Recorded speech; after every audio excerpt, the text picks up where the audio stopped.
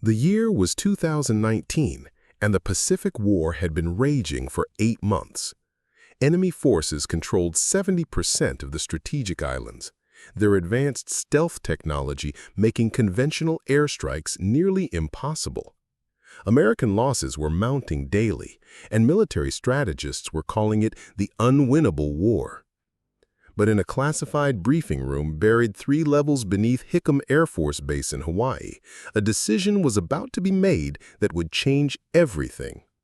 What nobody knew was that the solution to America's greatest military crisis wouldn't come from the elite squadrons everyone expected. It wouldn't come from the decorated aces or the highly publicized fighter units. Instead, it would emerge from the shadows, from pilots who had been systematically overlooked, underestimated, and relegated to roles that barely scratched the surface of their true capabilities. This is the story of Captain Catherine Fernandez and how she turned a group of dismissed female pilots into the most lethal fighting force the Pacific had ever seen. A ghost squadron that didn't officially exist, flying missions that were never recorded, winning a war that everyone said couldn't be won. Before we jump back in, tell us where you're tuning in from. And if this story touches you, make sure you're subscribed, because tomorrow I've saved something extra special for you. The fluorescent lights in Conference Room C at Hickam Air Force Base cast harsh shadows across the faces of 32 of America's most skilled fighter pilots. Captain Catherine Fernandez sat in the 4th row, her posture impeccable, dark eyes focused intently on Brigadier General Robert Hayes as he outlined what would become known as Operation Nightfall, the most ambitious air campaign in modern Pacific warfare. Unlike the male pilots who leaned forward with visible anticipation, Catherine remained composed, her hands folded precisely in her lap. She'd learned long ago not to allow herself the luxury of visible hope during these briefings. Too many times, she'd watched exceptional opportunities slip away to pilots whose qualifications looked remarkably similar on paper, but whose assignment success seemed to follow patterns that had nothing to do with flight performance or tactical brilliance. "Gentlemen," General Hayes began, his voice carrying the authority of 4 decades in military aviation, "the Pacific situation has deteriorated beyond our most pessimistic projections. Enemy stealth fighters are operating with impunity across our defensive perimeters. Their new cloaking technology renders our standard detection systems nearly useless, and their pilots are demonstrating combat tactics we've never encountered before." The general paused, allowing the weight of the situation to settle across the room. The assembled pilots represented the cream of American fighter aviation, graduates of Top Gun, veterans of multiple combat deployments, men whose names appear regularly in military aviation publications. Yet even these elite aviators were struggling against an enemy that seemed to anticipate their every move. "Operation Nightfall will deploy our most advanced F-35 Lightning II aircraft in coordinated strike packages designed to penetrate enemy air defenses and establish air superiority over the contested island chains," Hayes continued. "The mission parameters require pilots capable of operating in zero visibility conditions, executing precision strikes against targets protected by overlapping defense systems, and maintaining operational effectiveness during extended combat periods lasting up to 18 hours. Major Daniel Carson straightened in his front row seat, his chest already expanding with anticipated selection. Behind him, Captain Marcus Thompson and Lieutenant Colonel James Morrison exchanged confident glances. These were the golden boys of Pacific Air Command, pilots whose names appeared on every high-profile mission roster, whose achievements were celebrated at every award ceremony, whose faces appeared in recruitment materials designed to inspire the next generation of military aviators. "Carson," Hayes announced, consulting his mission folder, "you'll command Alpha Flight in the primary penetration sequence. Your experience with low-level interdiction makes you our natural choice for the most challenging phase of the operation." Carson's satisfaction was visible from across the room. "Yes, sir. honored to lead this mission. Thompson, you'll head Beta Flight. Morrison, Gamma Flight. Patterson, you've got Delta. Each name was delivered with the weight of recognition, each pilot receiving acknowledgement from their peers. The familiar rhythm of selection continued exactly as it had for countless previous operations. Catherine's name was notably absent from the primary assignments. She continued to sit quietly, her expression betraying nothing of the disappointment that had become as familiar as her morning coffee. Around her, the other pilots murmured congratulations to the chosen few, their voices carrying mixtures of envy and resignation. Now, Hayes's tone shifted to a more administrative register. We'll need comprehensive support operations for this extended campaign. Intelligence gathering, reconnaissance flights, supply coordination, and casualty evacuation protocols. Catherine's head lifted slightly, though her voice remained steady when Hayes's attention turned toward the remaining pilots. Fernandez, the general said, his delivery professional but indisputably secondary. You'll be coordinating intelligence reconnaissance flights in the outer perimeter zones. Your responsibility will be gathering tactical data on enemy patrol patterns and communication frequencies while our primary squadrons execute the main assault phases. The assignment was delivered with clinical precision. Necessary work, certainly, but clearly supporting rather than leading. While her squadron mates would be engaging enemy fighters in the heart of contested airspace, she would be circling at safe distances, collecting information that others would use to plan the real missions. Understood, sir, Catherine replied, her voice carrying no trace of protest or disappointment. It was the same tone she'd used 14 months earlier when assigned to training flights, while others participated in joint exercises with the Navy's elite carrier squadrons. The same tone from 8 months ago when she'd been tasked with ferry missions, while others flew combat sorties over the disputed territories.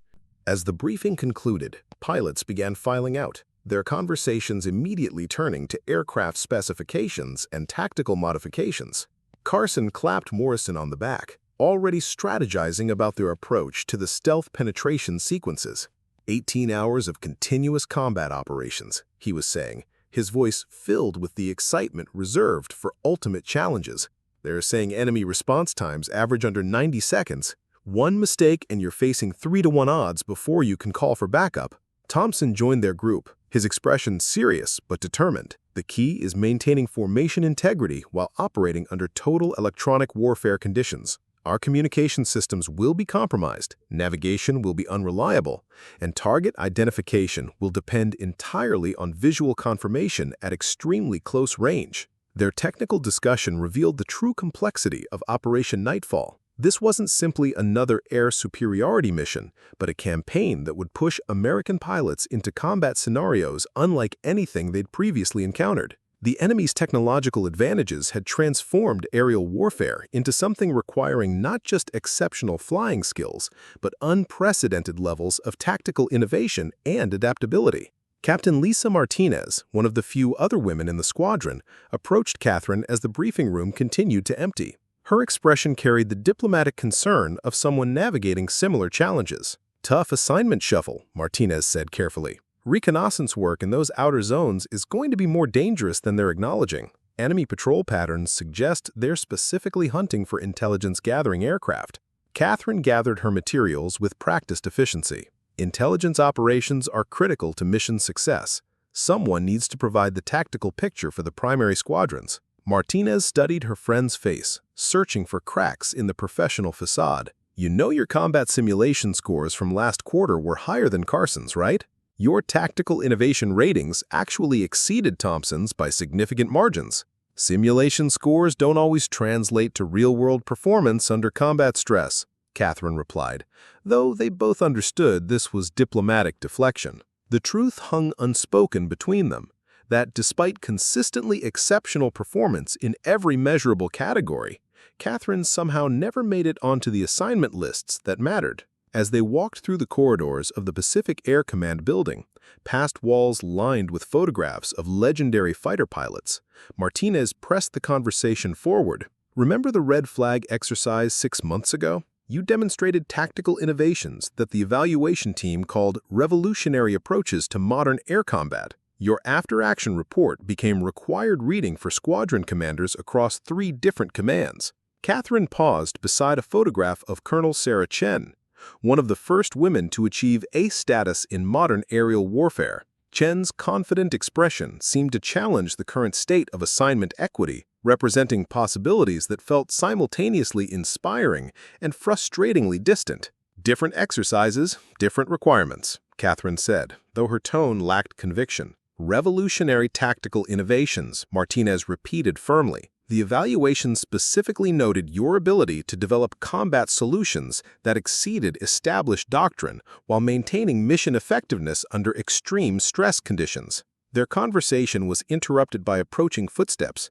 Major Carson rounded the corner, his flight suit crisp, his demeanor carrying the casual confidence of someone accustomed to being selected for the most challenging assignments. "Fernandez, Martinez?" He nodded in greeting, his smile professional and respectful. "Looking forward to having solid intelligence support for this operation. The reconnaissance data you'll be gathering will be absolutely crucial for our success." His tone was genuinely appreciative, carrying no hint of condescension or dismissal. Carson was actually known for being one of the more progressive officers in the command, someone who actively supported diversity initiatives and mentorship programs.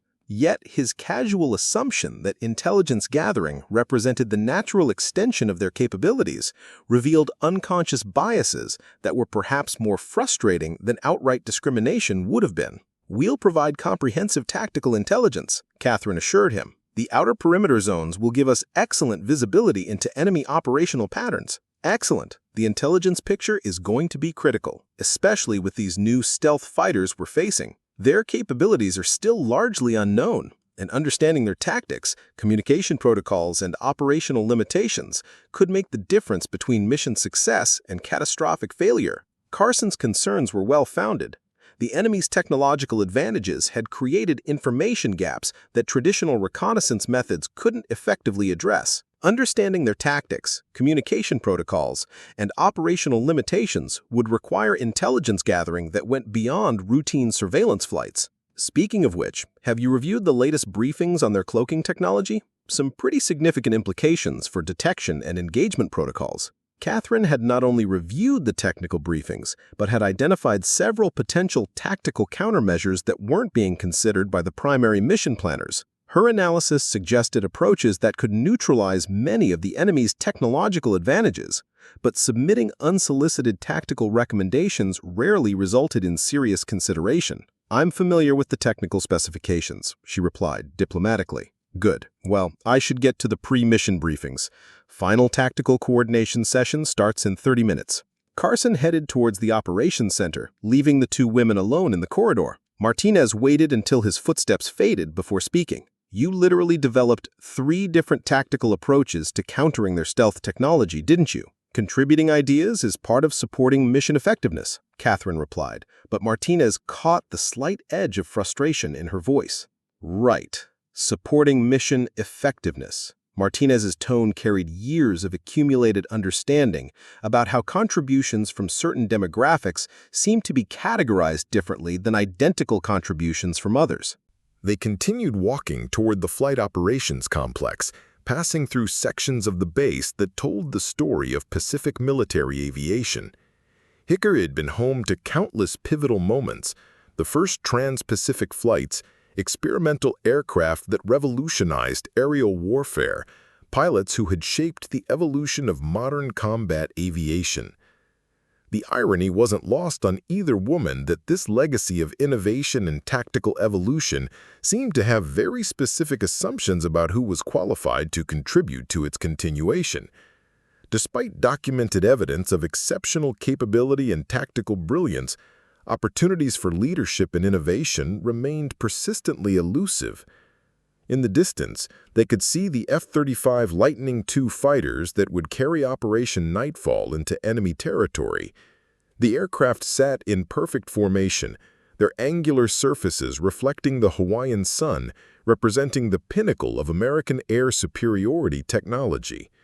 These were machines designed to operate in the most challenging combat environments imaginable, flown by pilots who would need to make split-second decisions while facing opponents using technology specifically designed to neutralize American tactical advantages. The mission would require not just exceptional flying skills, but tactical innovation, adaptive thinking, and the ability to develop solutions to problems that had never been encountered before. These were precisely the capabilities that Catherine had demonstrated repeatedly in training environments. Yet somehow, the connection between her proven abilities and operational opportunities remained mysteriously absent.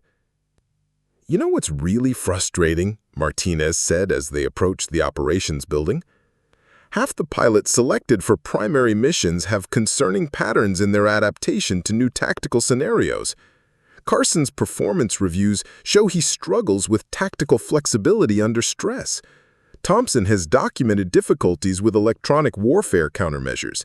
Morrison's innovation scores are consistently below average." Catherine had reviewed the same performance data as part of her intelligence preparation responsibilities. The objective numbers painted a picture that didn't align with assignment decisions, revealing gaps between documented capability and mission selection that suggested factors beyond pure merit were influencing critical operational choices. "Maybe they'll adapt when operational requirements demand it," she said, though her tone suggested she found this outcome unlikely.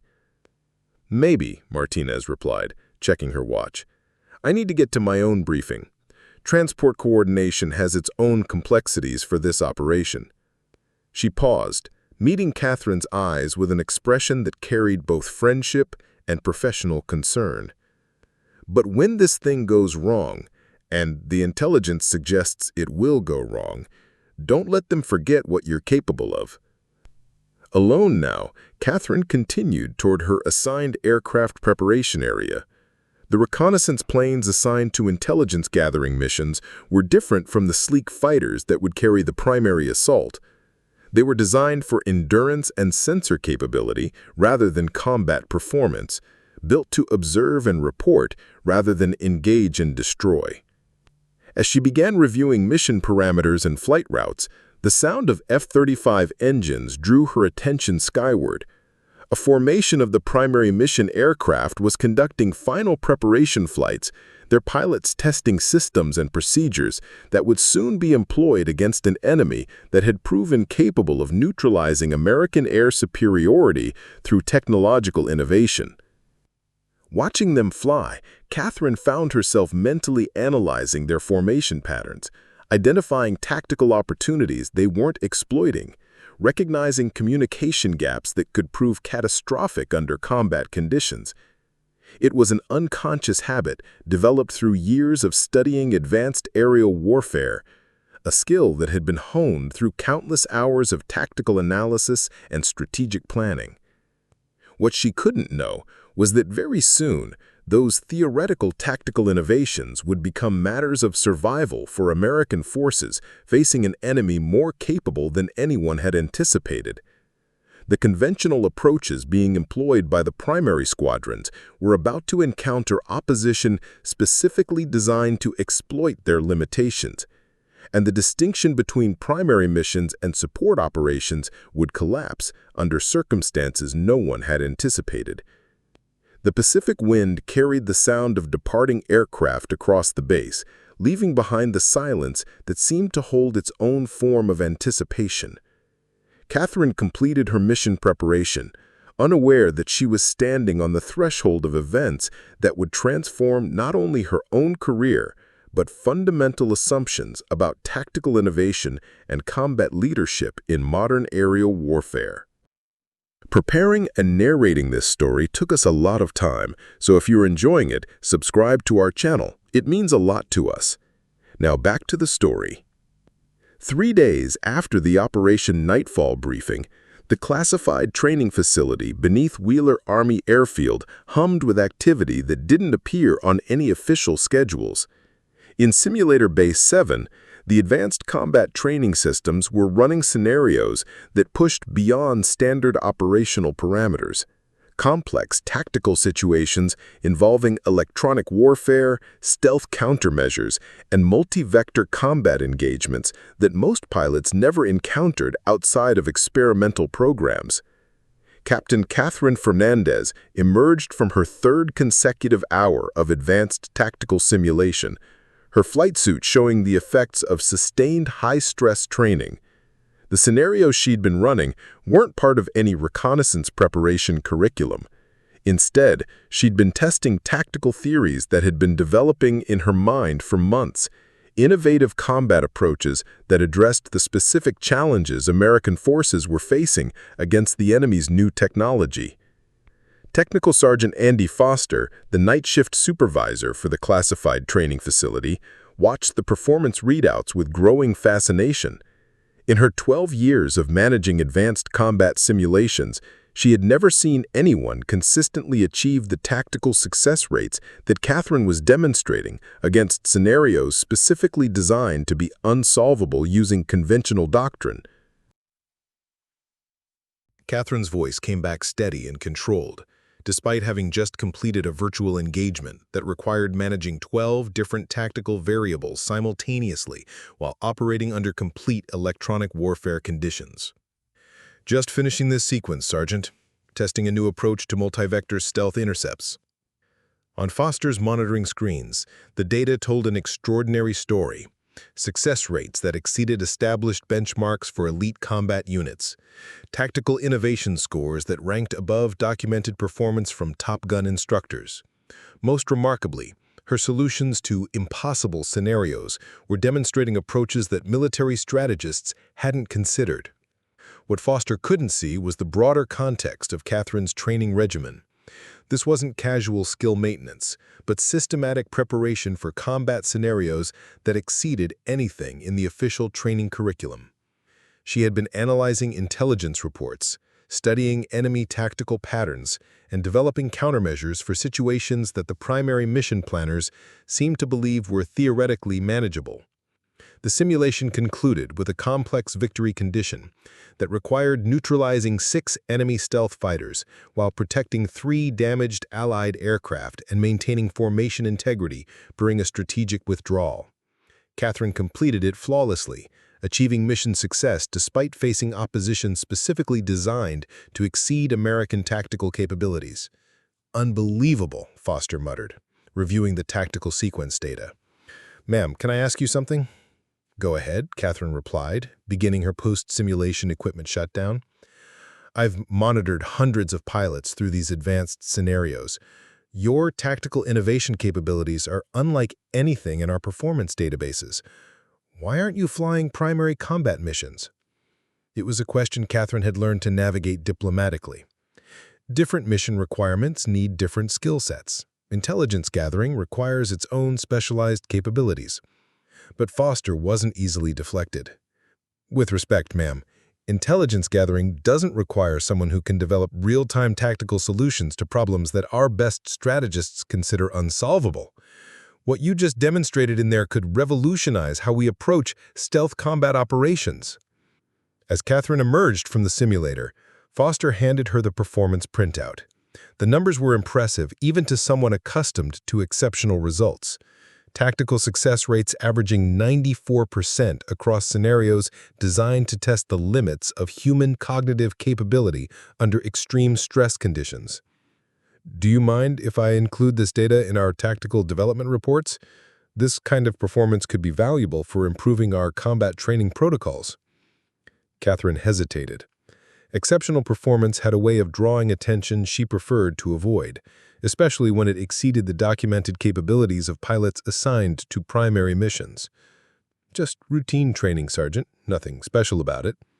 But Foster was already studying the tactical innovations Catherine had employed, recognizing breakthrough approaches to problems that had been considered intractable. "Ma'am, this isn't routine anything.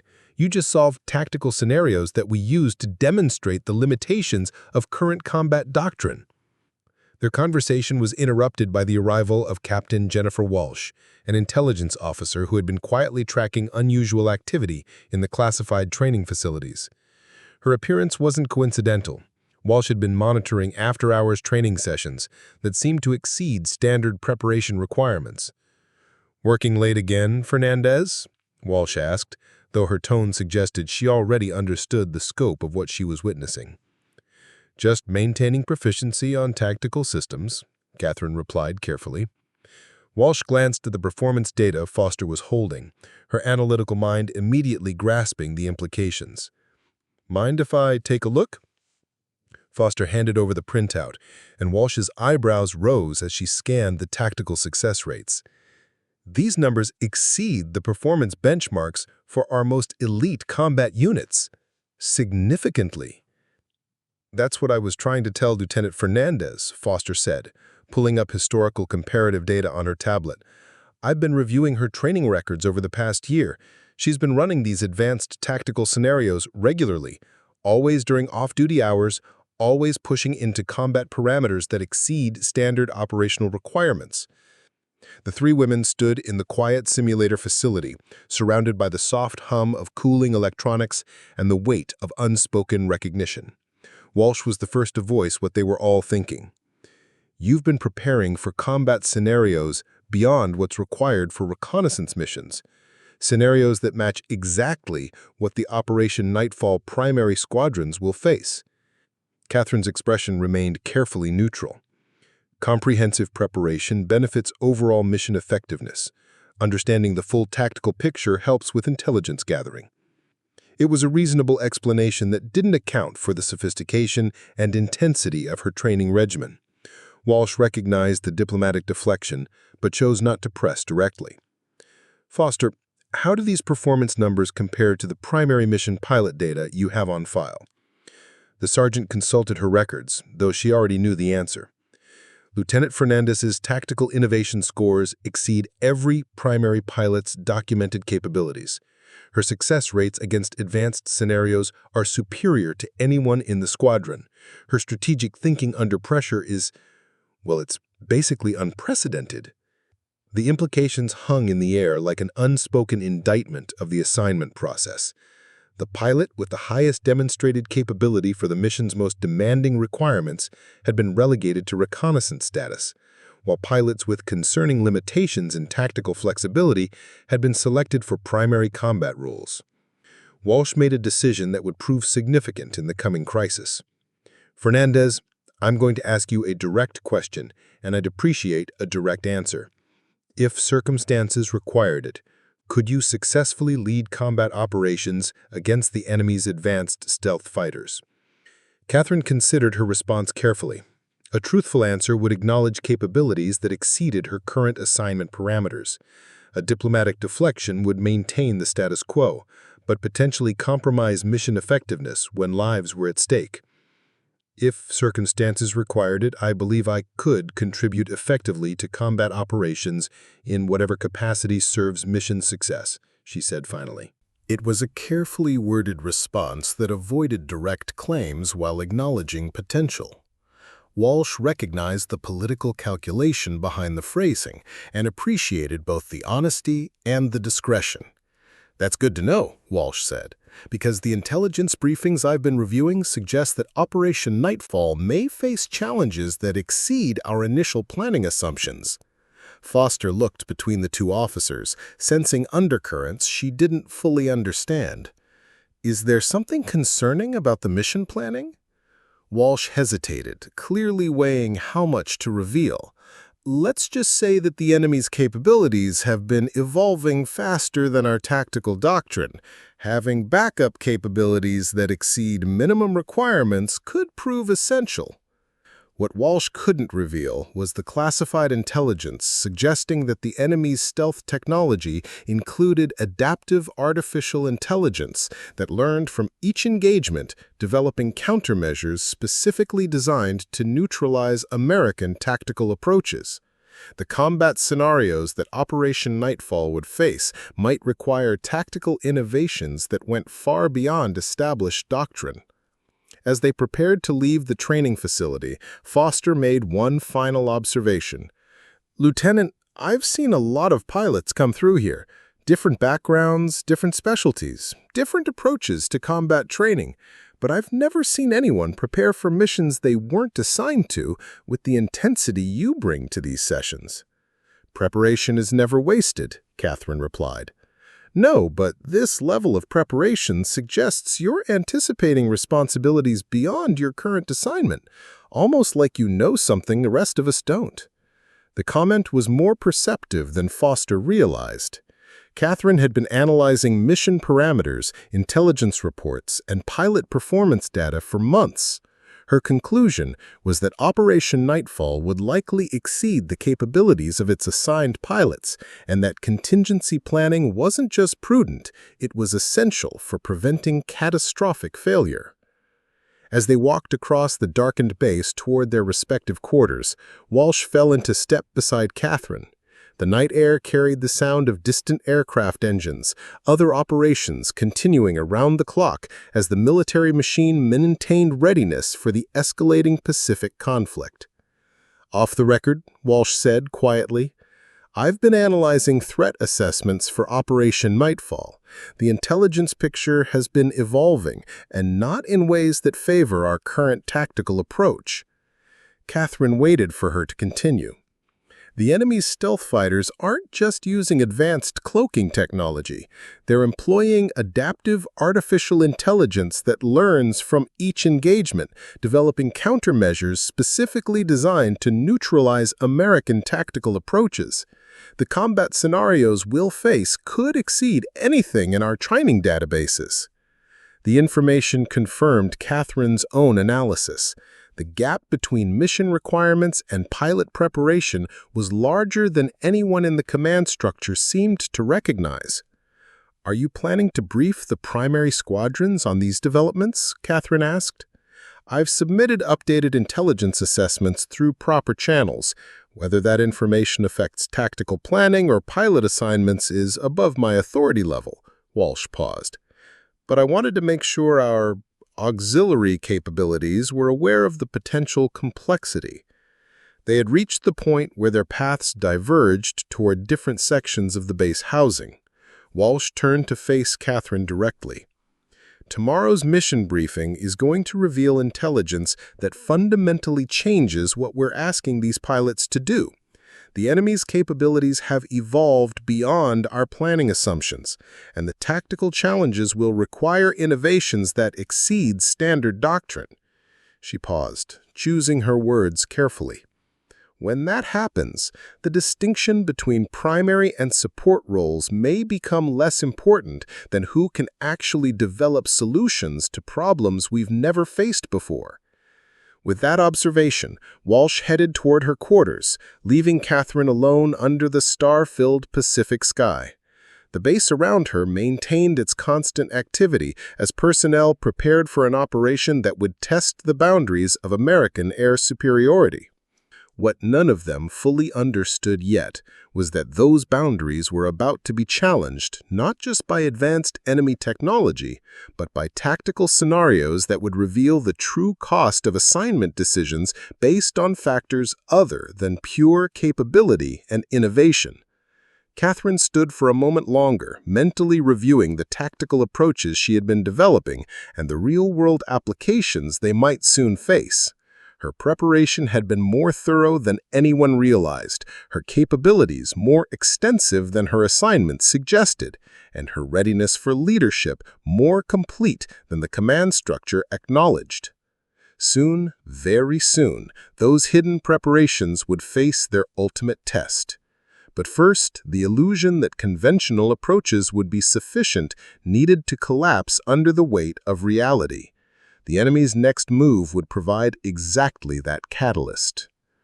The emergency klaxon shattered the pre-dawn quiet at Hickam Air Force Base with an urgency that sent personnel scrambling across the tarmac. In the Pacific Command Center, banks of monitors displayed a tactical nightmare that was unfolding in real time across the contested island chains. Operation Nightfall, which had launched 6 hours earlier with textbook precision, was disintegrating into chaos faster than anyone thought possible. Brigadier General Robert Hayes stood before the main tactical display, his weathered face reflecting the harsh glow of red warning indicators that seemed to multiply with each passing minute. The carefully orchestrated air campaign that had taken months to plan was encountering opposition that defied every assumption their intelligence analysts had made about enemy capabilities. "Status report," Hayes commanded, his voice carrying the controlled tension of a commander watching his best-laid plans crumble. Colonel Sarah Mitchell, the operations officer, consulted multiple data streams with obvious reluctance. "Alpha Flight is completely off communications. Last contact was 37 minutes ago when Major Carson reported encountering impossible radar signatures before his transmission cut to static. Beta and Gamma flights are reporting total electronic warfare blackout. Their navigation systems, targeting computers, and communication arrays are all compromised." The litany of failures continued, each piece of information painting a picture of an enemy more sophisticated than their most pessimistic intelligence estimates had suggested. What made the situation catastrophic wasn't just the technological superiority of their opponents, but the systematic way American tactical advantages were being neutralized. "What about Delta Flight?" Hayes asked, though his tone suggested he already suspected the answer. Lieutenant Colonel Morrison's squadron encountered what they described as ghost fighters, enemy aircraft that appeared and disappeared from radar tracking in patterns that suggest stealth technology beyond anything in our threat assessments. Morrison attempted to engage using standard intercept doctrine and Mitchell paused, consulting her tactical summary. "And what, Colonel?" "Delta Flight was eliminated in under 4 minutes, sir. Complete squadron loss with no confirmed enemy casualties." The silence that followed was profound. 12 of America's most elite fighter pilots, flying the most advanced aircraft in the world, had been systematically destroyed by an enemy employing tactics that American doctrine had no answer for. The technological gap that intelligence had characterized as manageable was proving to be an insurmountable tactical chasm. Dr. Rebecca Santos, the chief intelligence analyst, entered the command center carrying classified files that contained information she wished didn't exist. Her expression caught Hayes's attention immediately, suggesting that the crisis was about to deepen beyond their current understanding. "General, urgent intelligence update," Santos announced. "The enemy's stealth technology isn't just advanced, it's adaptive. Their artificial intelligence systems have been studying American combat patterns for months, developing specific countermeasures for every tactical approach in our standard doctrine." She activated the main briefing screen, displaying enemy aircraft configurations that seemed to shift and modify themselves in real time. "What we're facing isn't traditional stealth technology. It's dynamic camouflage combined with AI-driven tactical adaptation. Their fighters can literally reconfigure their approach patterns based on how our pilots respond to initial contact." Hayes studied the technical displays with growing comprehension of just how completely they had underestimated their opposition. "Are you telling me that every tactical manual, every training exercise, every combat scenario we've developed is useless against this technology?" "Worse than useless, sir. Our standard approaches are actually helping them. Every time our pilots employ conventional tactics, their AI systems learn and develop more effective countermeasures. We're essentially training them to defeat us more efficiently." The implications were staggering. American air superiority, which had been the foundation of military strategy for decades, was not just being challenged, it was being systematically dismantled by an enemy that could anticipate and counter every conventional response. "What are our options?" Hayes asked, though his tone suggested he already knew the answer wouldn't be encouraging. Mitchell pulled up the current tactical display showing the remaining American assets in the operational area. "We have 6 aircraft still operational out of the original 48.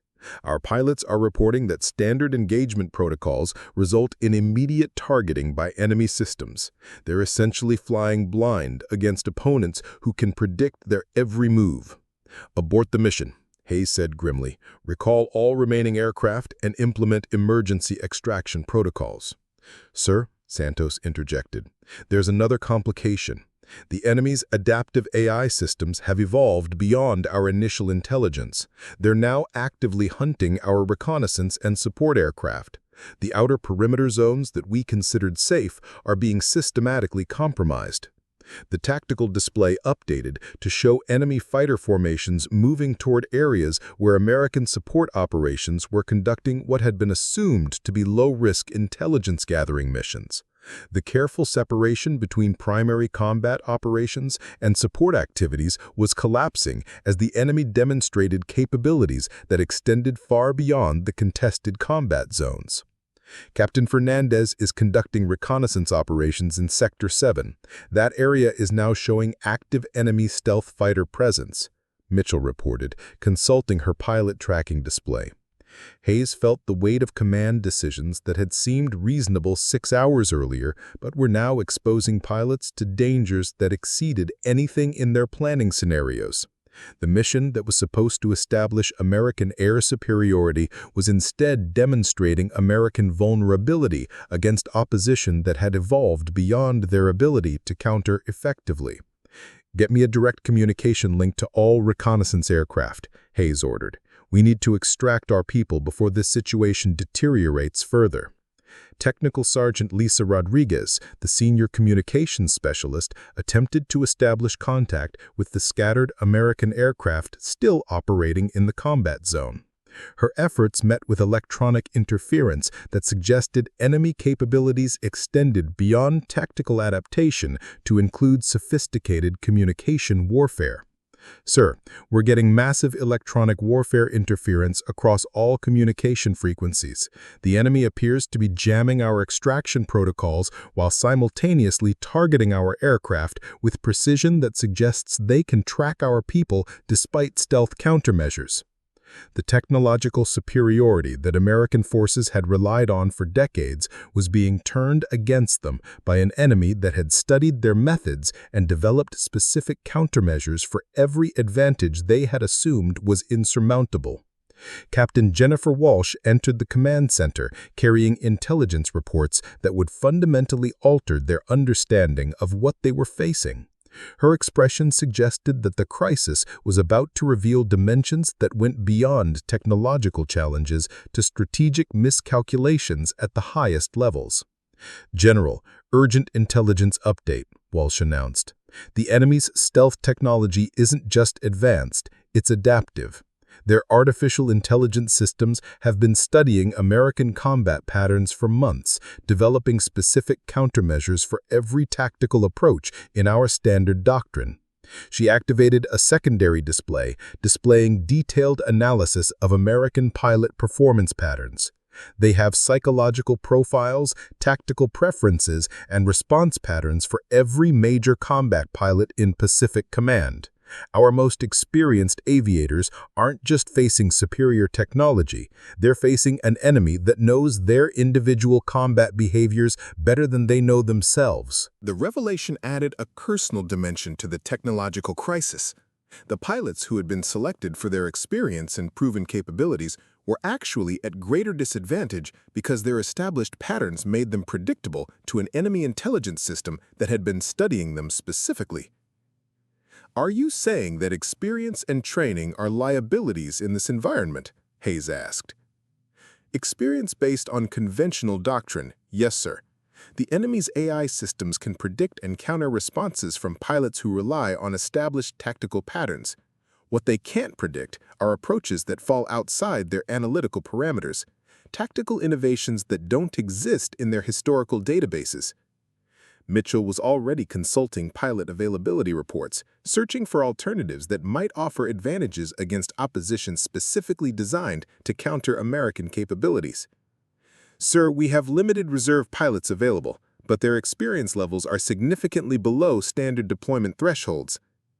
"What about unconventional approaches?" Walsh suggested carefully.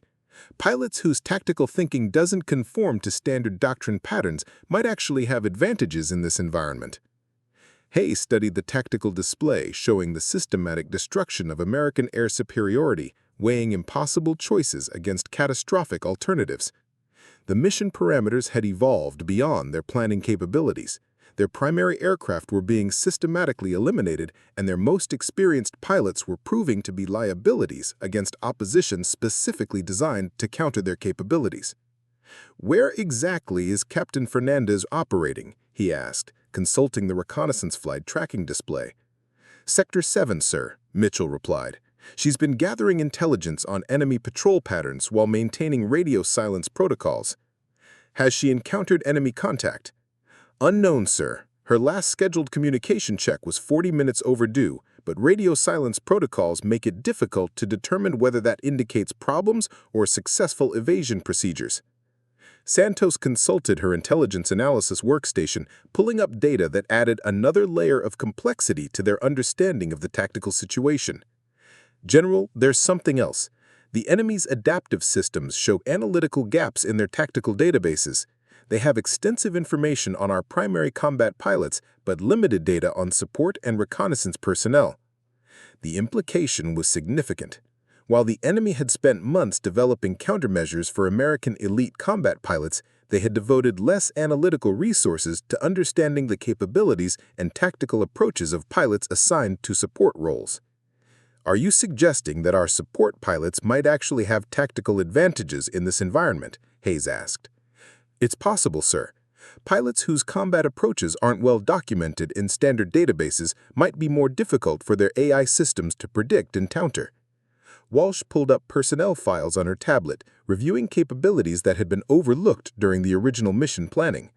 "Sir, we have support pilots with advanced tactical training who haven't been included in the enemy's analytical frameworks.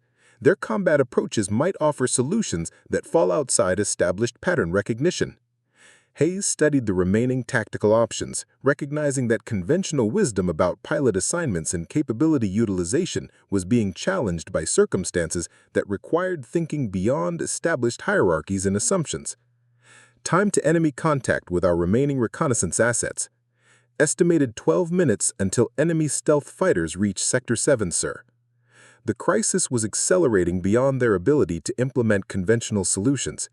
In 12 minutes, they would discover whether American pilots operating outside standard tactical patterns could survive against opposition specifically designed to eliminate conventional approaches.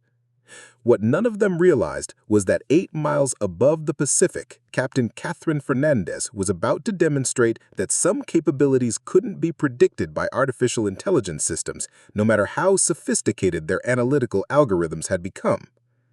At 28,000 feet above the contested waters of Sector 7, Captain Catherine Fernandez piloted her F-35 Lightning II through crystal-clear Pacific skies that concealed the most sophisticated aerial battlefield in modern warfare.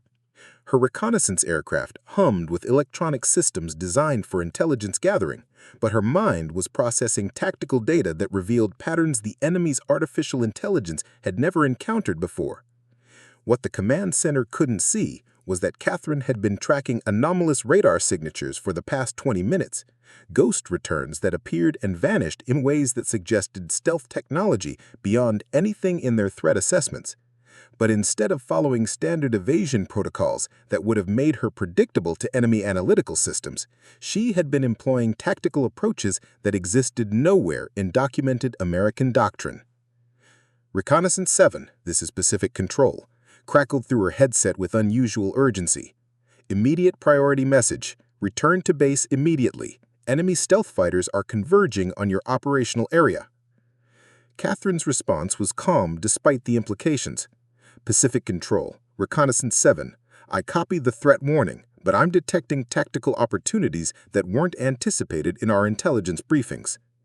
In the Pacific Command Center, her transmission sent ripples of concern through the staff monitoring what was supposed to be a routine extraction. This wasn't the response they expected from a support pilot encountering enemy forces that had systematically destroyed America's most elite fighter squadrons. "Reconnaissance 7, be advised that enemy capabilities exceed all planning assumptions. Standard engagement protocols have proven ineffective. Immediate extraction is essential for pilot survival." "Understood, Control, but I'm observing patterns in their stealth technology that suggest tactical vulnerabilities not identified in our threat assessments." General Hayes leaned over the communication station, his expression reflecting the tension of a commander watching a support pilot discuss tactical analysis while enemy forces closed on her position. What kind of patterns is she observing? Dr. Santos consulted her intelligence workstation, pulling up real-time data from Catherine's reconnaissance systems. Her electronic surveillance equipment is detecting stealth signature fluctuations that our primary combat aircraft missed completely. She's identifying systematic vulnerabilities in their cloaking technology. The revelation was stunning.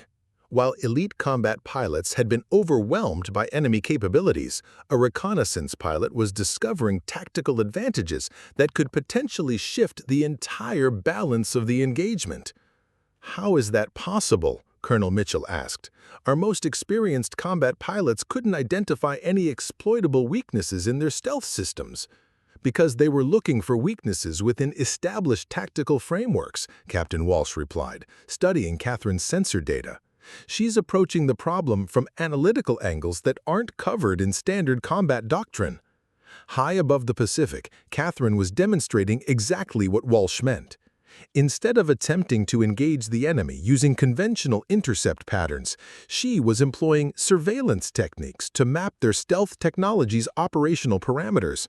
Her reconnaissance training had taught her to observe and analyze rather than react and engage, capabilities that were proving unexpectedly valuable against opposition designed to counter aggressive combat responses. Pacific Control, Reconnaissance 7, I'm detecting coordination patterns in enemy fighter formations that suggest their AI systems have analytical limitations. Their stealth technology maintains consistent electromagnetic signatures during formation transitions. These signatures could be exploited for targeting solutions. The transmission electrified the command center. For 6 hours, American forces had been systematically defeated by enemy technology that seemed invulnerable. Now, a single reconnaissance pilot was identifying tactical advantages that could potentially turn the tide of the entire engagement. Reconnaissance 7, are you suggesting that their stealth technology has exploitable vulnerabilities? Affirmative Control, their adaptive AI is extremely sophisticated for countering known tactical patterns, but it appears to have limitations when facing analytical approaches that fall outside its learning parameters. I'm tracking stealth signature patterns that could enable successful engagement using unconventional tactical methods. General Hayes made a decision that would fundamentally alter the course of the Pacific War. Reconnaissance 7, this is Pacific Control Actual. Continue your analysis and report specific tactical recommendations. We're upgrading your mission parameters to include active intelligence gathering on enemy vulnerabilities. The authorization transformed Catherine from a passive observer to an active participant in developing solutions to what had seemed like insurmountable tactical challenges. Copy Pacific Control Actual, beginning detailed analysis of enemy stealth patterns and tactical coordination protocols. I'm detecting systematic weaknesses that could be exploited through precision timing and unconventional approach vectors. Dr. Santos was analyzing the incoming intelligence data with growing excitement. General, she's identifying specific electromagnetic signatures that occur during enemy formation changes. These signatures last approximately 12 seconds and would allow targeting windows using modified engagement protocols. What kind of modifications? Hayes asked.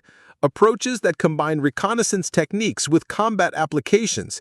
Instead of aggressive intercept patterns, she's developing stalking methodologies that treat enemy fighters like intelligence targets rather than combat opponents. The concept was revolutionary. American combat doctrine was built around aggressive engagement and technological superiority. Catherine was developing hunting approaches that used patience, analysis, and precision timing instead of raw firepower and advanced aircraft capabilities. Reconnaissance 7, we're reading enemy contact imminent on your position. Multiple stealth fighters are converging from different vectors. Contact confirmed, Pacific Control. I count 6 enemy aircraft using formation patterns designed to envelop and eliminate conventional escape routes. However, their coordination protocols include predictable communication windows that create tactical opportunities. What happened next would be analyzed in military academies for decades. As the enemy stealth fighters closed on Catherine's position using tactics specifically designed to eliminate American aircraft, she employed countermeasures that existed nowhere in their analytical databases. Instead of attempting to outrun or outfight opponents with superior speed and stealth capabilities, Catherine used her reconnaissance training to effectively disappear from their detection systems. She employed electronic warfare techniques designed for intelligence gathering to mask her aircraft signature while simultaneously tracking their coordination patterns. Pacific Control, Reconnaissance 7. I'm implementing adaptive camouflage protocols. The enemy's AI systems are designed to track and engage aircraft that behave like fighters. Reconnaissance protocols make me effectively invisible to their targeting algorithms. The enemy's stealth fighters swept through Sector 7 using search patterns optimized for hunting American combat aircraft. Their AI systems were programmed to identify and counter aggressive maneuvering, combat formations, and weapons targeting behavior. They had no analytical framework for tracking aircraft that behaved like passive intelligence platforms. Control. I'm observing enemy search patterns at close range. Their stealth technology shows systematic electromagnetic fluctuations during active scanning modes. These fluctuations occur in 15-second cycles and would allow targeting windows for modified missile systems. Colonel Mitchell was studying the tactical display showing 6 enemy fighters sweeping through Catherine's operational area without detecting her presence. How is she remaining undetected? Their sensors should be capable of tracking any American aircraft in that sector. She's not behaving like an American aircraft, Walsh replied with growing understanding. She's using reconnaissance protocols that make her appear to be atmospheric interference rather than a military target. Their AI systems are filtering her out as background noise. The concept was revolutionary. Instead of trying to defeat enemy technology through superior firepower, they could potentially defeat it through superior understanding of how that technology operated. The war could be won through intelligence and tactical innovation rather than brute force and advanced aircraft. How many pilots would be capable of implementing these reconnaissance-based tactical approaches? Hayes asked. Catherine paused, considering her response carefully. This was the moment that would determine whether her success would be treated as an isolated incident or as the foundation for a new approach to aerial warfare.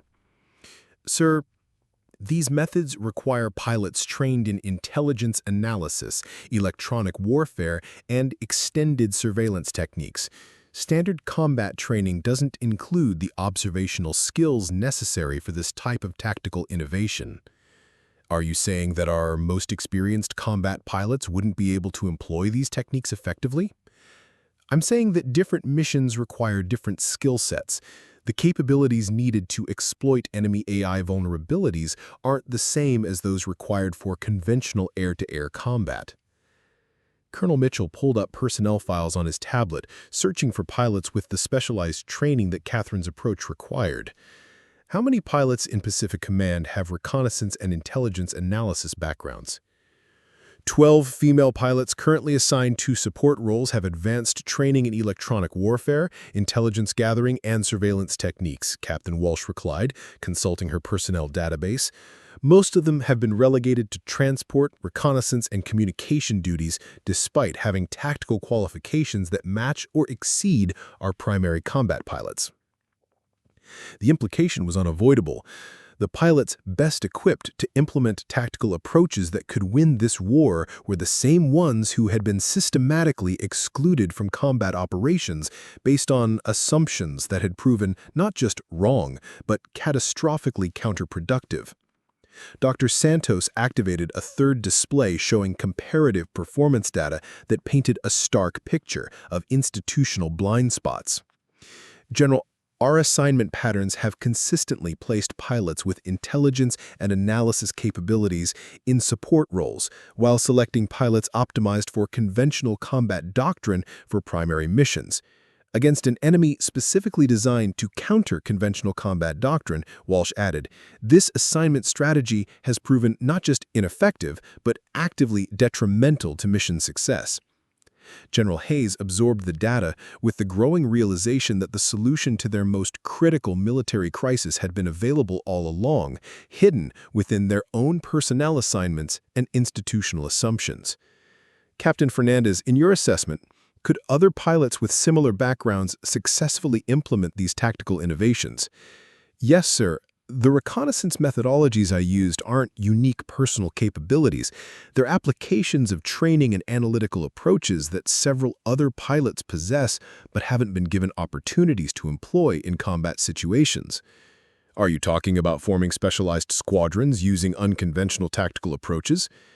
Catherine exchanged glances with Captain Walsh, recognizing that they had reached the critical moment where theoretical possibilities would either be embraced or dismissed based on institutional willingness to challenge established hierarchies. Sir, I'm talking about using the right pilots for the right missions, pilots whose training and capabilities align with the tactical requirements that this conflict actually presents, rather than the requirements we assumed it would present. The briefing room fell silent as the full scope of what needed to happen became clear. Winning this war wouldn't just require new tactical approaches, it would require fundamentally reassessing who was qualified to implement those approaches and why those qualifications had been overlooked. Technical Sergeant Amanda Foster entered the briefing room carrying performance analysis that added another dimension to their understanding of institutional miscalculations. Her expression suggested that the intelligence revelations were about to be supported by documented evidence of systematic capability misallocation. General, I've completed analysis of pilot performance data correlated with mission requirements based on Captain Fernandez's tactical innovations. The results show significant misalignment between pilot assignments and mission-critical capabilities. She activated her presentation, showing performance matrices that revealed uncomfortable truths about selection processes. Pilots currently assigned to support roles demonstrate superior performance in intelligence analysis, electronic warfare, surveillance techniques, and tactical innovation, precisely the capabilities that Captain Fernandez's approach requires. Meanwhile, pilots assigned to primary combat roles show performance advantages in conventional engagement tactics, aggressive maneuvering, and traditional air-to-air combat, capabilities that have proven ineffective against enemy adaptive AI systems. General Hayes studied the data with the recognition that institutional assumptions had created a perfect storm of capability misallocation at the worst possible time. Sergeant, are you documenting systematic assignment errors that have placed our most qualified pilots in inappropriate roles? I'm documenting assignment patterns that prioritized conventional qualifications over mission-specific requirements that weren't recognized until Captain Fernandez's tactical breakthrough revealed what this conflict actually demands. The analysis was devastating in its clarity. The war had been nearly lost not because American pilots lacked capability, but because institutional biases had prevented the most capable pilots from being utilized effectively. Captain Walsh pulled up classified personnel files that revealed the full scope of overlooked capabilities. General, we have 8 female pilots currently assigned to support roles which possess advanced qualifications in electronic warfare, intelligence analysis, and tactical innovation. Their combined capabilities represent exactly the skill set required to implement Captain Fernandez's approach on a larger scale. Are you suggesting that we could form an entire squadron using these unconventional tactical approaches? I'm suggesting that we already have the personnel required to win this war. They've just been assigned to roles that don't utilize their most relevant capabilities. General Hayes looked around the briefing room at the faces of officers who had just witnessed the revelation that their greatest military crisis had a solution that had been available all along. The tactical innovation that could save American air superiority wasn't hidden in some advanced technology or secret weapon. It was sitting in support assignments where institutional assumptions had placed it. Captain Fernandez, he said finally, I'm authorizing the formation of a specialized tactical unit to implement these reconnaissance-based combat approaches. You'll have full authority to select personnel based on mission-specific capability requirements rather than conventional assignment hierarchies. The authorization represented more than just tactical reorganization. It was recognition that winning an unwinnable war would require abandoning comfortable assumptions about who was qualified to lead, who was capable of innovation, and what effective combat leadership actually looked like. "What would you need to make this operational?" Hayes asked. Catherine's response would set in motion events that would transform not just this battle, but the entire future of aerial warfare. 12 qualified pilots, modified aircraft optimized for intelligence gathering rather than conventional combat, and authorization to operate using tactics that don't exist in any manual. "You'll have all three. What do you want to call this unit?" Catherine smiled for the first time since the crisis began. "Ghost Squadron, sir, because we're going to make their AI systems think we don't exist." Hangar 18 at Wheeler Army Airfield had been empty for 6 months, its cavernous space echoing with the memory of aircraft that had been reassigned to more critical operations. Now, 48 hours after General Hayes' authorization, the facility hummed with activity that didn't appear on any official base schedules. 48 F-35 Lightning II aircraft sat in precise formation. But these weren't standard combat fighters. They had been extensively modified with electronic warfare suites, advanced reconnaissance packages, and stealth enhancement systems that pushed the boundaries of what military aviation could achieve.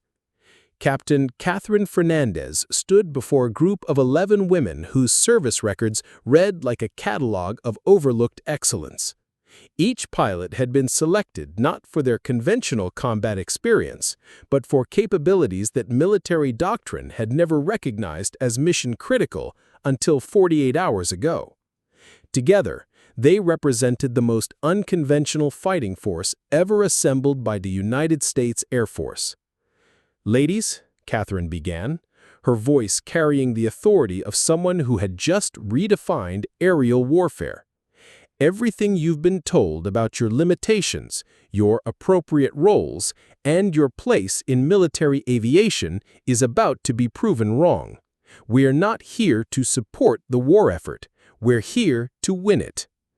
The assembled pilots represented a cross-section of talent that had been systematically underutilized for years.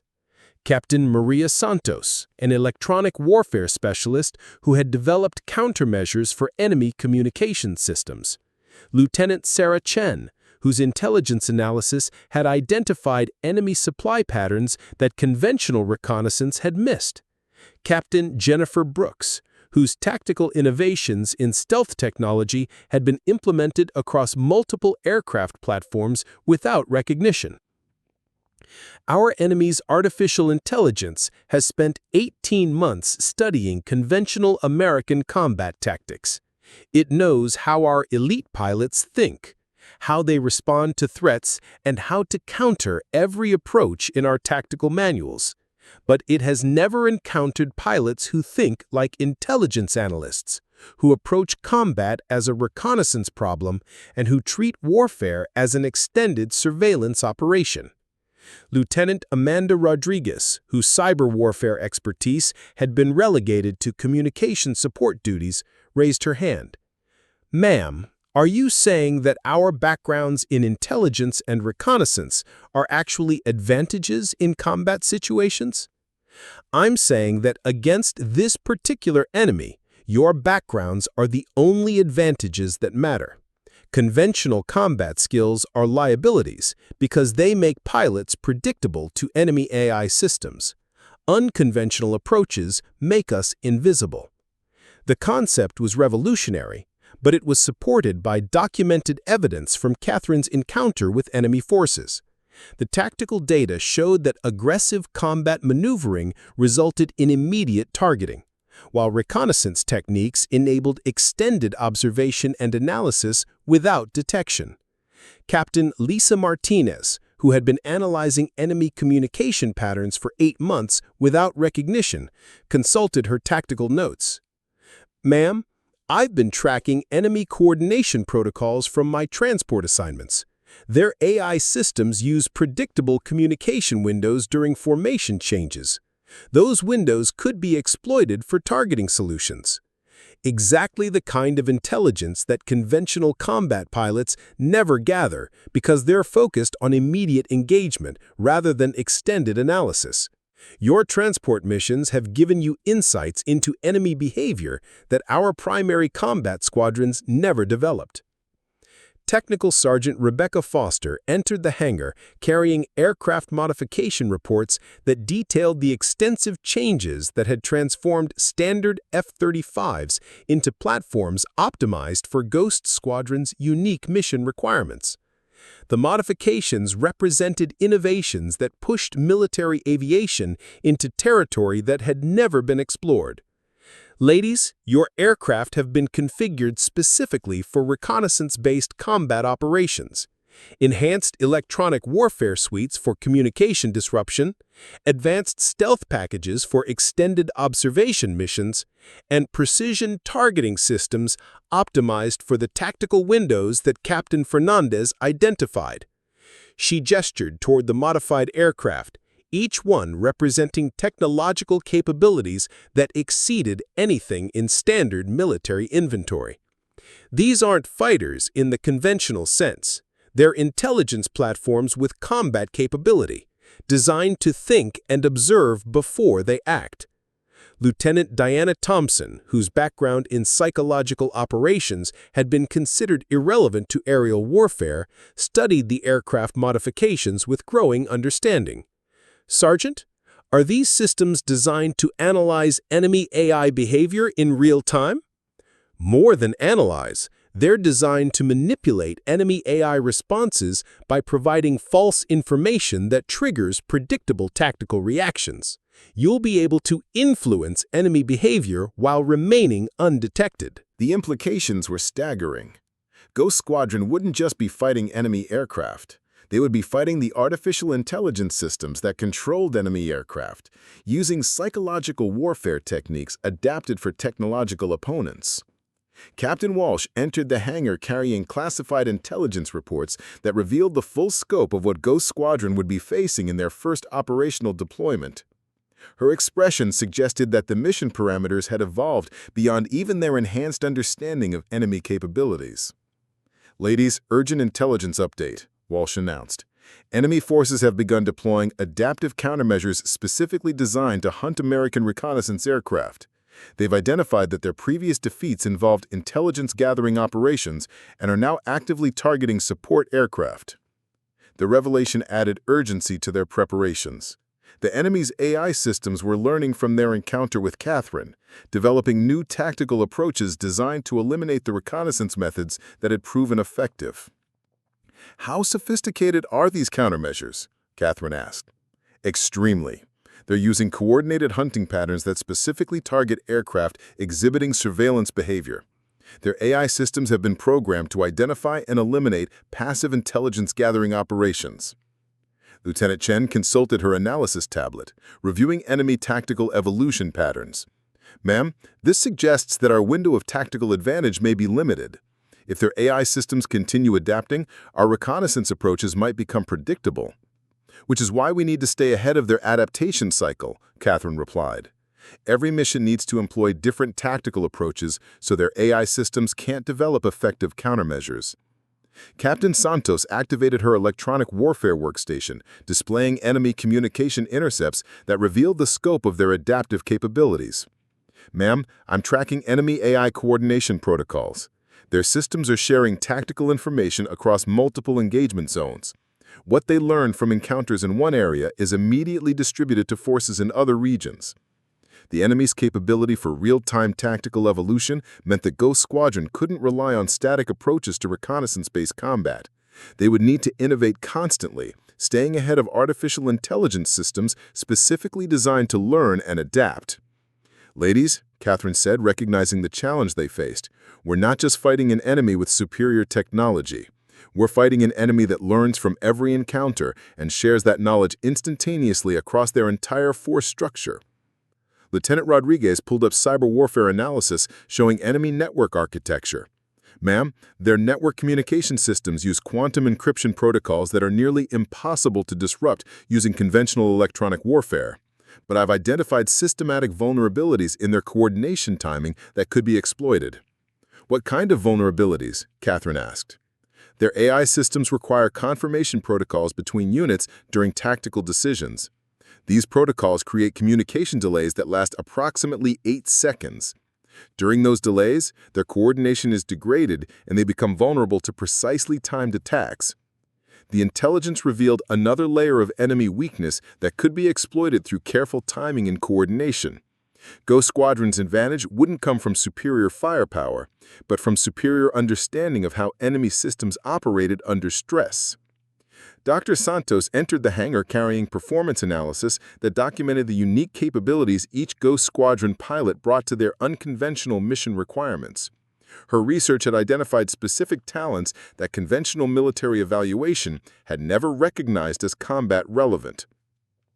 "Captain Fernandez, I've completed psychological and tactical analysis of your squadron personnel. The results show capability combinations that are unprecedented in military aviation." She activated her briefing display, showing performance matrices that revealed the true scope of talent that had been overlooked. Lieutenant Chen's intelligence analysis capabilities exceed those of dedicated intelligence specialists. Captain Brooks's tactical innovation scores are higher than documented performance from elite test pilots. Lieutenant Martinez's pattern recognition abilities are superior to advanced AI systems. The analysis continued, revealing that each Ghost Squadron pilot possessed capabilities that exceeded conventional performance benchmarks in areas directly relevant to their new mission requirements. "Dr. Santos," Captain Martinez asked, "are you saying that our squadron has capabilities that exceed standard military performance categories?" "I'm saying that your squadron represents a convergence of talents that military evaluation systems weren't designed to measure. Your combined capabilities are perfectly suited for missions that conventional doctrine never anticipated." General Hayes entered the hangar, his presence immediately commanding attention from all personnel. The formation of Ghost Squadron represented the most significant tactical innovation in his 40-decade military career, and the results would determine whether American forces could regain air superiority in the Pacific conflict. "Ladies," Hayes began, "intelligence reports indicate that enemy forces are massing for a decisive engagement in the contested island chains. Their objective is to eliminate remaining American air assets and establish permanent air superiority over strategic shipping lanes." He paused, studying the faces of pilots who represented his best hope for preventing catastrophic military defeat. "Sir," Catherine replied, "Ghost Squadron is ready for operational deployment. Our tactical approaches have been tested and refined. Our aircraft have been optimized for reconnaissance-based combat operations. We understand the enemy's capabilities and have developed countermeasures for their adaptive AI systems. What do you need for mission success? Authorization to operate using tactics that don't exist in any manual, freedom to adapt our approaches based on real-time intelligence, and recognition that this mission will redefine what aerial warfare looks like." General Hayes nodded grimly. "You have all three. Your first operational deployment begins in 6 hours. The enemy is expecting to face conventional American air power. Instead, they're going to encounter ghosts." As the final preparations continued around them, the 12 women of Ghost Squadron understood that they were about to prove that the most effective warriors weren't always the ones who looked like traditional fighters. Sometimes the key to winning impossible battles lay hidden in capabilities that nobody had recognized as relevant until everything else had failed. The pre-dawn darkness over the contested waters east of Guam concealed the largest enemy air operations since the Pacific War began. 64 advanced stealth fighters moved in coordinated formations toward American defensive positions, their adaptive AI systems confident that they had developed countermeasures for every tactical approach American forces could employ. What they hadn't anticipated was that 12 ghosts were already among them, invisible and watching. Ghost Squadron had launched 3 hours before sunrise, using departure routes that didn't appear on any flight plan and employing stealth protocols that made them effectively invisible to both enemy and friendly detection systems. They had become what Captain Catherine Fernandez had promised, aircraft that existed in the spaces between conventional warfare, operating according to rules that no artificial intelligence had been programmed to understand. Ghost Leader, this is Ghost 3. Lieutenant Sarah Chen transmitted using encrypted communication protocols that mimicked atmospheric interference.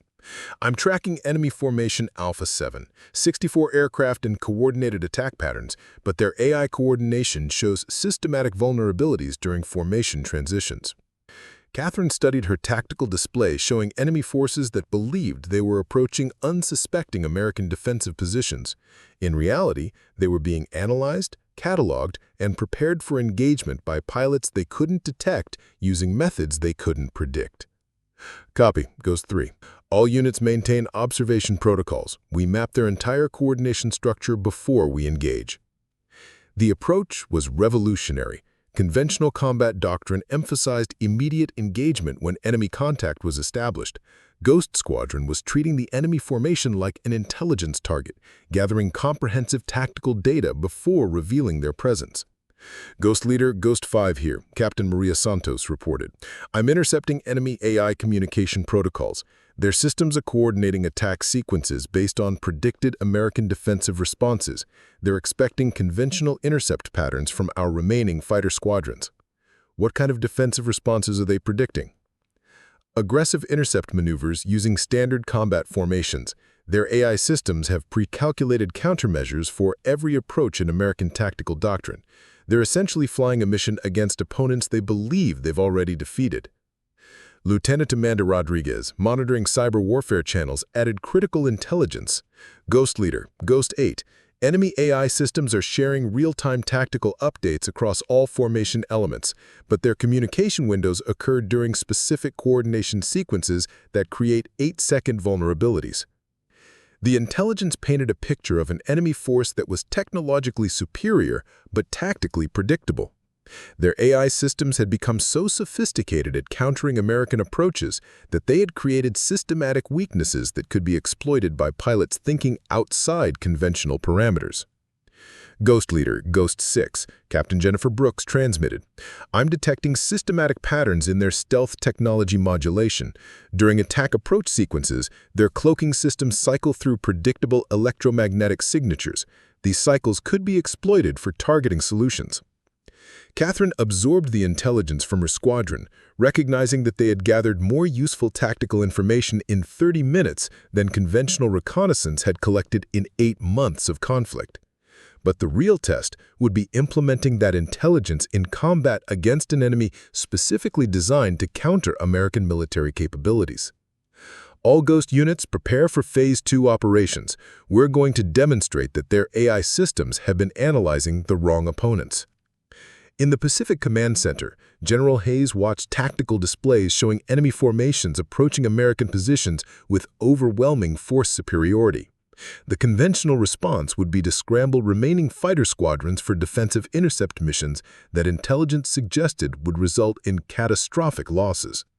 Sir, enemy formations are 30 minutes from contact with our defensive perimeter. Recommend immediate scramble of all available combat aircraft. Negative, Hayes replied, studying displays that showed no indication of Ghost Squadron's presence among the enemy formations. Ghost Squadron is implementing tactical approaches that require enemy forces to reveal their full capabilities before engagement. Dr. Santos consulted her intelligence analysis workstation, tracking intercepts that revealed the scope of enemy tactical planning. General, enemy AI systems are coordinating the largest air operation of the Pacific conflict. They're planning simultaneous attacks on 3 different defensive positions designed to eliminate remaining American air assets. What are Ghost Squadron's chances against those numbers? Conventional analysis would suggest 0 probability of mission success, but Ghost Squadron isn't operating according to conventional parameters. High above the Pacific, Ghost Squadron was demonstrating exactly what Dr. Santos meant. Instead of attempting to engage 64 enemy aircraft using traditional combat methods, they were implementing hunting strategies that treated individual enemy fighters as intelligence targets rather than combat opponents. Ghost Leader, Ghost 2 here, Captain Lisa Martinez reported. I've identified the enemy command coordination aircraft. It's operating advanced AI command protocols that control tactical decision-making for the entire formation. Neutralizing that single aircraft could disrupt their entire coordination structure. Distance and tactical approach. 12,000 meters operating in the center of their formation. Conventional intercept would require fighting through 32 escort fighters, but I'm tracking a coordination window during their next formation transition that would allow precision approach without detection. Lieutenant Diana Thompson, monitoring cyber warfare channels, added critical intelligence that revealed another dimension of enemy vulnerability. Ghost Leader Ghost 10. Enemy AI systems are programmed with response patterns based on human pilot psychology. They expect American pilots to exhibit stress responses, communication patterns, and tactical behaviors that we're not displaying. Meaning what, Ghost 10? Meaning their AI systems are having difficulty categorizing us as legitimate threats. Our reconnaissance approach patterns are being classified as atmospheric anomalies rather than military aircraft. The revelation confirmed Catherine's tactical theory. Enemy AI systems were so sophisticated at analyzing conventional combat behavior that they couldn't recognize unconventional approaches as military threats. All Ghost units, prepare for coordinated engagement. We're going to prove that artificial intelligence has limitations when facing approaches it was never programmed to anticipate. What happened next would become the foundation for an entirely new doctrine of aerial warfare.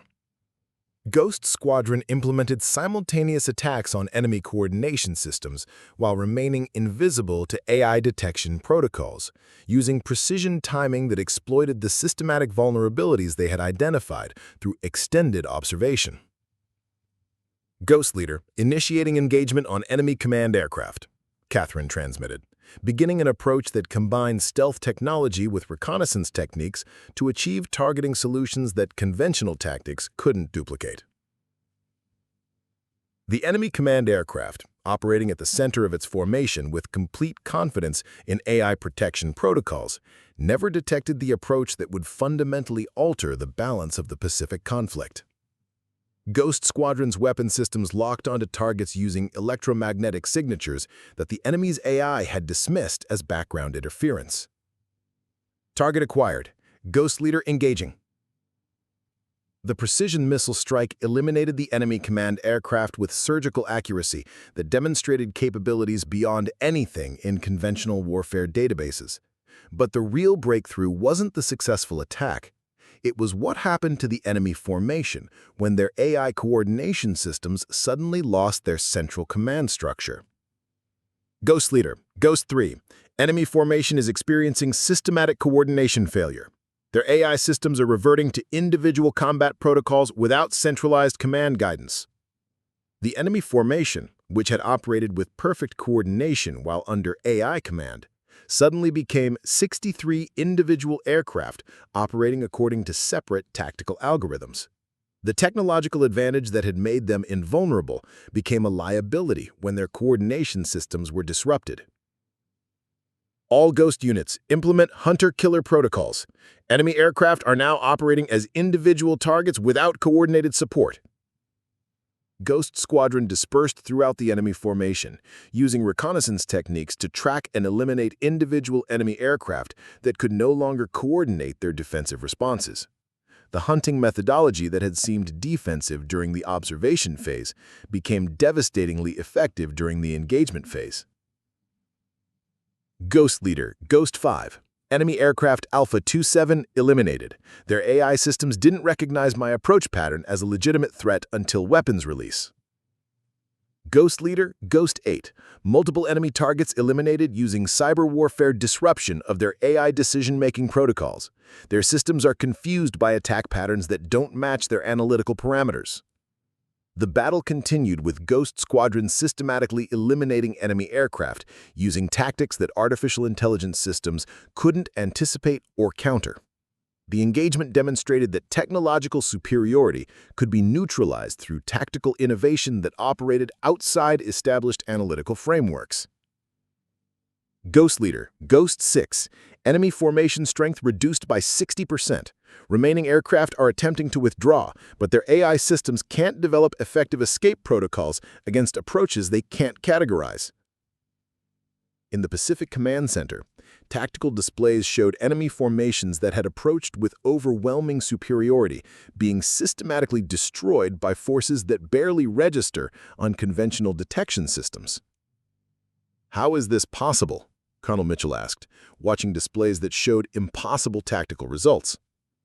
Ghost Squadron isn't fighting the way the enemy's AI systems expect American pilots to fight. Their artificial intelligence has no analytical framework for reconnaissance-based combat approaches. Dr. Santos was analyzing real-time intelligence that revealed the full scope of what Ghost Squadron had achieved.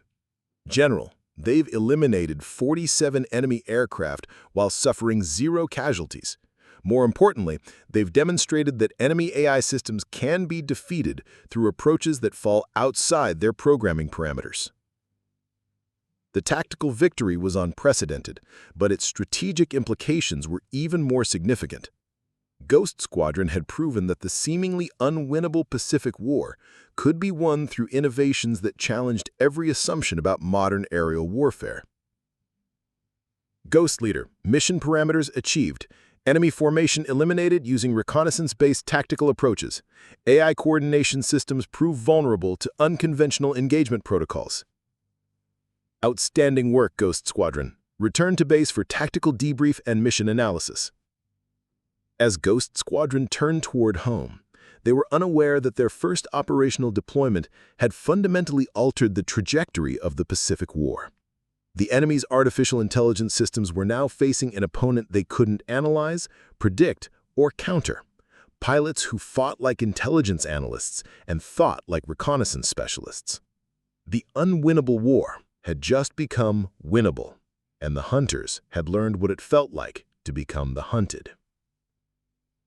6 months after Ghost Squadron's first operational deployment, the Pacific War had transformed from an unwinnable conflict into a systematic dismantling of enemy capabilities that military historians would study for generations.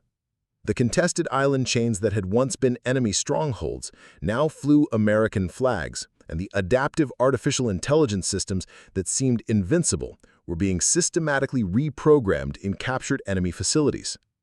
In the secure briefing room at Pacific Command, Captain Catherine Fernandez stood before a gathering that included the Joint Chiefs of Staff, Congressional Defense Committee members, and military leaders from allied nations who had come to understand how 12 overlooked pilots had fundamentally altered the balance of global warfare.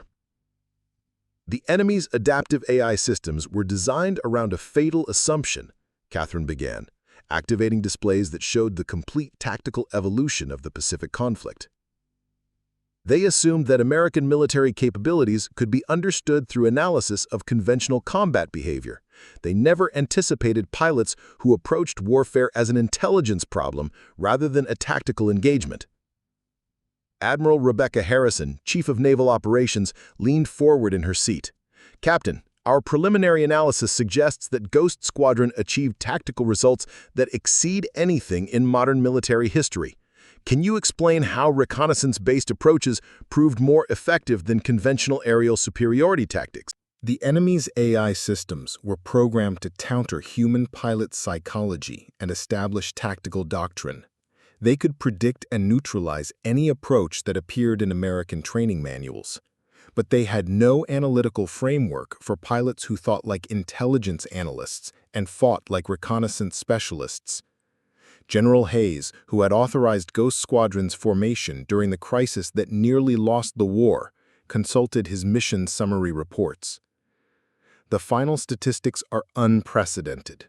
Ghost Squadron conducted 147 combat operations, eliminated over 800 enemy aircraft, captured or destroyed 12 major enemy installations, and suffered 0 combat casualties. The numbers represented more than tactical success. They demonstrated that institutional assumptions about capability and assignment had created blind spots that nearly resulted in strategic catastrophe. Dr. Elena Santos, now Director of Advanced Tactical Analysis, presented research that documented the systematic nature of military institutional biases that had almost prevented Ghost Squadron's formation. Our analysis reveals that the pilots assigned to support roles possessed precisely the capabilities required to win this conflict, while pilots selected for primary combat operations possessed capabilities optimized for conventional warfare that had become obsolete. Senator Patricia Morgan, chair of the Senate Armed Services Committee, studied the institutional analysis with obvious concern. Dr. Santos, are you documenting systematic discrimination that endangered national security? I'm documenting institutional patterns that prioritized conventional qualifications over mission-specific requirements. The result was capability misallocation that placed our most qualified personnel in inappropriate roles, while assigning less qualified personnel to critical missions. The analysis revealed uncomfortable truths about how military hierarchies had systematically overlooked capabilities that proved essential for modern warfare. The pilots who had been considered support personnel possessed exactly the skills required to defeat an enemy specifically designed to counter conventional American military approaches. Captain Maria Santos, now Deputy Commander of Ghost Squadron, presented tactical innovations that had emerged from their operations. The reconnaissance-based combat methods we developed have applications beyond the Pacific conflict. These approaches could revolutionize how military forces engage any opponent employing adaptive artificial intelligence systems. What kind of applications? Asked General Patricia Chen, newly appointed Director of Air Force Tactical Innovation. Electronic warfare that treats enemy AI systems as intelligence targets rather than technical obstacles. Stealth operations that use psychological principles adapted for technological opponents. Combat approaches that exploit artificial intelligence limitations through tactical creativity rather than superior firepower. The innovations represented a fundamental shift in military thinking that extended far beyond the specific technologies they had countered. Ghost Squadron had demonstrated that creativity, analytical thinking, and unconventional approaches could neutralize technological advantages that conventional methods couldn't overcome. Lieutenant Sarah Chen, now Captain Chen and Director of Enemy AI Analysis, activated briefing displays showing captured enemy technology that revealed the full scope of what they had accomplished. The enemy's adaptive systems were extraordinarily sophisticated, but they operated within defined parameters. When those parameters were exceeded through approaches they couldn't categorize, their technological superiority became irrelevant. Are you saying that artificial intelligence has inherent limitations that can be exploited? Asked Senator Morgan. I'm saying that artificial intelligence systems are only as effective as their programming parameters allow. When faced with approaches that fall outside those parameters, even the most sophisticated AI systems become confused and ineffective. The revelation had implications that extended far beyond military applications. The methods Ghost Squadron had developed for defeating AI systems could influence everything from cybersecurity to autonomous vehicle systems to financial market algorithms. Captain Jennifer Brooks, now leading the Military Innovation Laboratory, presented technological developments that had emerged from Ghost Squadron's tactical breakthroughs. The reconnaissance-based combat methods we developed have applications beyond the Pacific conflict. These approaches could revolutionize how military forces engage any opponent employing adaptive artificial intelligence systems. What kind of applications? Asked Admiral Harrison. Electronic warfare that treats enemy AI systems as intelligence targets rather than technical obstacles. Stealth operations that use psychological principles adapted for technological opponents. Combat approaches that exploit artificial intelligence limitations through tactical creativity rather than superior firepower. The innovations represented a fundamental shift in military thinking that extended far beyond the specific technologies they had countered. Ghost Squadron had demonstrated that creativity, analytical thinking, and unconventional approaches could neutralize technological advantages that conventional methods couldn't overcome. President Sarah Williams, who had flown to Hawaii to personally recognize Ghost Squadron's achievements, entered the briefing room carrying documentation that would formalize the transformation of American military doctrine. Ladies and gentlemen, President Williams began, the Pacific conflict demonstrated that our greatest military challenges require solutions that transcend conventional thinking about capability, assignment, and leadership. Ghost Squadron didn't just win a war, they proved that innovation often comes from directions we don't expect.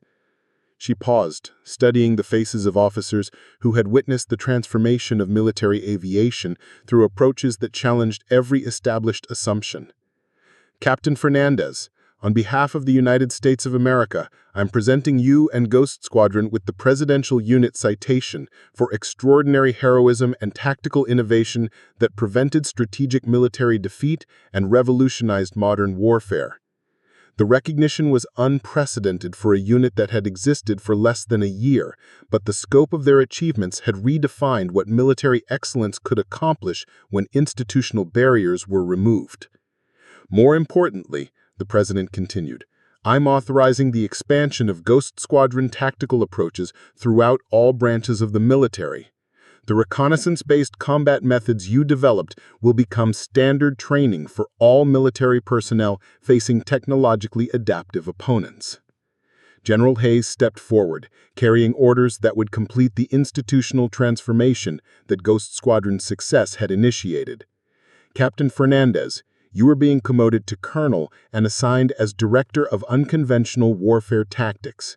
Your mandate is to identify and develop military capabilities that exist outside conventional doctrine. The promotion represented more than individual recognition. It signified institutional acknowledgement that military effectiveness required looking beyond traditional hierarchies to find capabilities that conventional evaluation might overlook.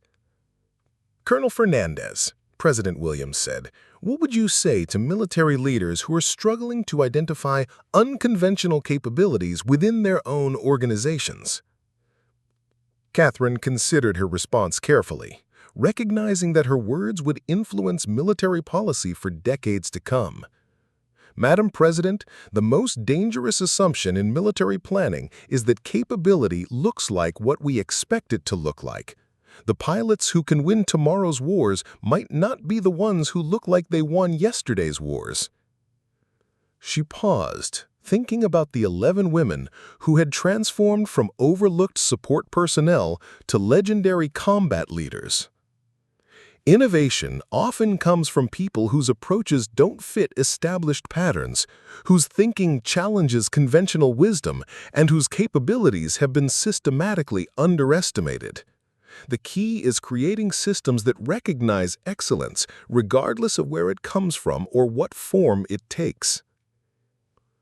Captain Walsh, now Colonel Walsh and Director of Military Intelligence Innovation, added a final observation that captured the broader implications of Ghost Squadron's legacy. The enemy's greatest advantage was their assumption that they understood American military capabilities. Our greatest advantage became their inability to understand approaches that didn't conform to their analytical expectations. The lesson for future conflicts is that predictability is vulnerability, regardless of how sophisticated your technology appears to be. The most effective military forces will be those that can think and operate outside the parameters that opponents use to analyze and counter them.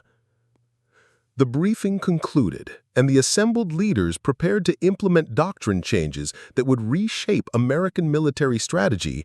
Catherine reflected on the journey that had brought her from overlooked reconnaissance pilot to the architect of revolutionary warfare methods.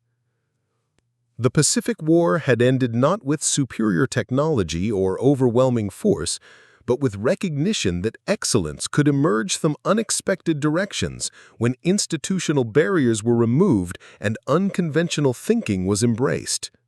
Ghost Squadron had proven that sometimes the most effective way to win impossible battles was to redefine what fighting meant, to approach warfare from directions enemies couldn't anticipate, and to demonstrate that the most dangerous opponents were often the ones nobody saw coming. They had become ghosts not because they were invisible, but because they operated according to principles that conventional military thinking had never recognized as relevant. In doing so, they had transformed from the overlooked to the indispensable, proving that the future of warfare belonged to those who could think beyond the limitations of established doctrine. The war was over, but the revolution in military thinking that Ghost Squadron had initiated was just beginning. Their legacy would be measured not just in tactical victories, but in the recognition that military excellence could come from anywhere if institutions were willing to look beyond their assumptions about who was qualified to lead and what effective combat actually looked like. The Ghosts had become legends, and their story would inspire generations of military leaders to question assumptions, embrace innovation, and recognize that sometimes the key to winning impossible battles lay hidden in capabilities that everyone had overlooked until crisis forced them to see beyond conventional wisdom.